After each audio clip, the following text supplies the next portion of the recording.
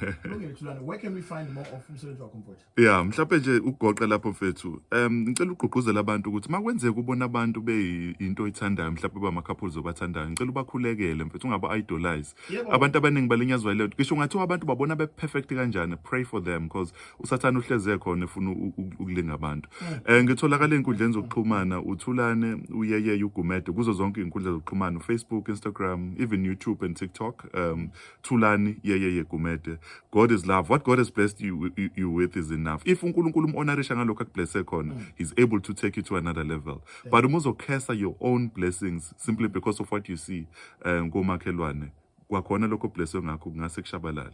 God is love. Yonke into enhle emhlabeni ayifunakali. Number 2, even uhlelo noma ukuthi ucabanga ukuthi lihle lishintshe impilo zabantu, we can see the problems and the accusations and the false lies and everything that is coming against me that has been started already. Now, even if now we relationship yakho keep advertising husband wakho, keep advertising umkakho, get ready ngoba impi iyeza. Uzothola usunamaphutha kanti no sekuyimpi ukuthi kumele iphele lento. Anything good will be followed by impukane.